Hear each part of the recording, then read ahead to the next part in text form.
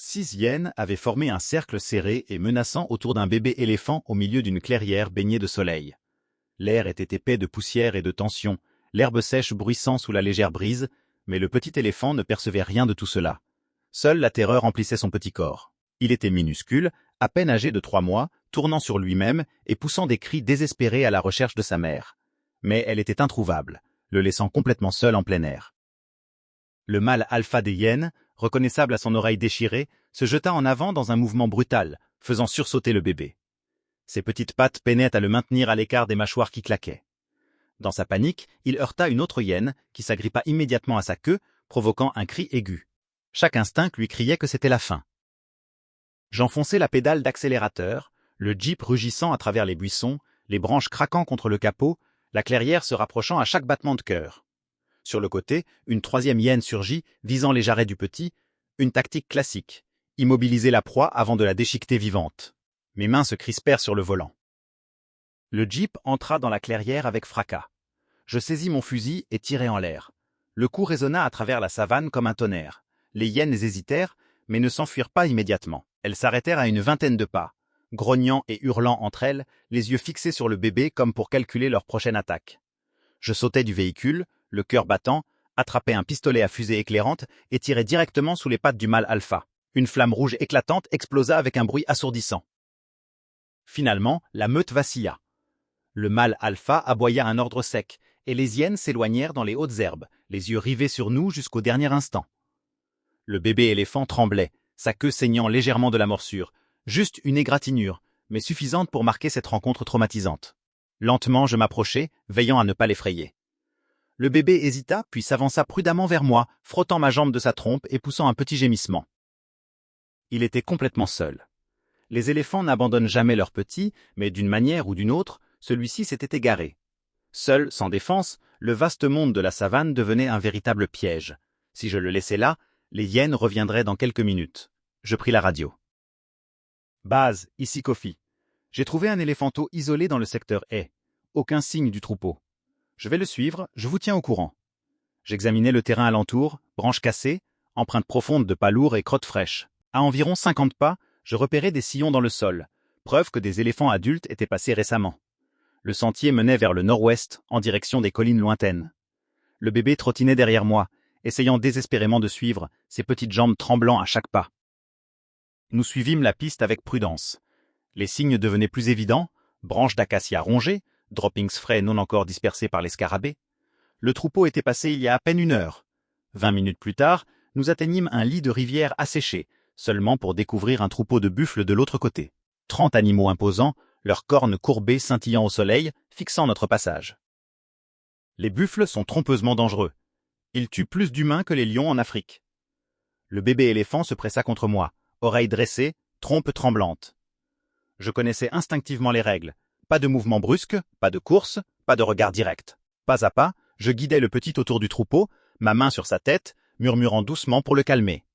Les buffles nous testèrent, frappant du sabot et feintant, mais leur intérêt diminua peu à peu et nous pûmes reprendre notre piste. Une demi-heure plus tard, je l'entendis. Le grondement lointain des éléphants. Le bébé poussa un barrissement de reconnaissance et fonça vers le son. Devant nous, un petit troupeau apparut derrière des baobabs, 8 femelles adultes et plusieurs petits. Mais quand notre bébé s'approcha, la réaction ne fut pas celle espérée. La femelle la plus proche émit un barrissement d'avertissement, oreilles dressées. Les autres frappèrent du pied et balancèrent leurs trompes. Elles ne l'acceptaient pas. La panique me zazie. Les éléphants reconnaissent leurs proches par l'odeur. Cela signifiait que nous avions suivi le mauvais troupeau depuis le début. Je saisis le bébé, reculant, tandis qu'une femelle fonça, ses défenses tranchant l'air dangereusement. Le cœur battant, je retournai au croisement du sentier et pris le chemin moins emprunté. Le sentier discret appartenait à une femelle solitaire, seule, étrange. Les femelles éléphants voyagent rarement seules. Les oreilles du bébé se dressèrent, sa trompe levée, humant l'air. Reconnaissance. Joie.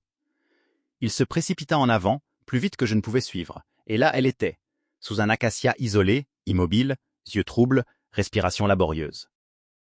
Le bébé courut à ses côtés, la poussant, pleurant. Je vérifiai son pouls, faible mais vivant. Sa patte avant droite portait un énorme abcès, cause de sa faiblesse, raison pour laquelle elle était restée en arrière, et pourquoi le bébé avait été abandonné. Je radioai pour une équipe vétérinaire. Kwesi et Abena arrivèrent rapidement, prêts à opérer sous le soleil brûlant. Après un léger sédatif, l'éléphant se leva lentement. Kwesi fit une incision. L'infection était sévère. Du pus gris-jaune s'écoula et le bébé paniqua, pensant que sa mère était blessée, barrissant et poussant les chirurgiens de sa petite trompe. Je le tins près de moi, murmurant des paroles rassurantes. Abena nettoya la plaie, Kwesi retira les tissus morts et après presque une heure, l'opération se termina. « Elle survivra », dit Kwesi, le soulagement évident. « Vous l'avez trouvée juste à temps, quelques jours de plus, et elle n'aurait pas survécu. » L'éléphant retrouva sa force, la boiterie disparut, et le bébé se calma, enfin réuni avec sa mère. Pendant 2 semaines, je revins chaque jour. Changement de pansement, administration d'antibiotiques, le lien se renforçant. Le bébé m'accueillait joyeusement chaque jour, symbole de résilience et de confiance. 1 mois plus tard, la cicatrice avait disparu. La mère se tenait à l'ombre d'un acacia, le bébé jouant joyeusement à ses côtés. Leur famille revint, réunissant la mère avec le troupeau plus large. Le bébé enroula sa trompe autour de ma main une dernière fois, puis suivit sa mère dans la savane dorée, enfin en sécurité. Les regardant disparaître au loin, je ressentis une admiration silencieuse. La survie dans la nature n'est jamais garantie, mais l'espoir, le courage et un peu d'intervention avaient fait toute la différence. Je restai là un long moment, immobile, à les regarder disparaître au loin. Le soleil descendait doucement derrière les collines, colorant la savane d'orange et d'or. Le vent portait l'odeur de la terre sèche, des herbes brûlées et des acacias. Et quelque part, un troupeau de zèbres galopait au loin, levant un nuage de poussière argentée. Tout semblait paisible, comme si le monde reprenait son souffle après le chaos de la journée. Le bébé éléphant, plus confiant maintenant, me lança un dernier regard et un petit barrissement joyeux, comme pour me remercier. Sa mère s'arrêta un instant, tourna sa tête vers moi et émit un profond son grave, presque solennel. Ce n'était pas une menace, mais un signe de reconnaissance, de gratitude silencieuse. Je savais que je venais de participer à quelque chose de rare, fragile et précieux. La survie d'une famille, le lien indestructible entre mère et enfant. Alors que je montais dans le jeep pour repartir, je sentis un calme étrange m'envahir. La savane semblait respirer à l'unisson avec les éléphants. Chaque bruit, le bruissement des feuilles, le cri lointain d'un oiseau, le pas lourd et mesuré d'un buffle, prenait un sens nouveau. Je compris que ce que nous faisons pour protéger ces géants silencieux ne sauve pas seulement un animal. Cela préserve l'équilibre d'un monde entier. Le soleil se couchait maintenant complètement, et la lumière dorée glissa sur les collines ondulantes. Le bébé éléphant se glissa sous la protection de sa mère, et je regardai la scène une dernière fois.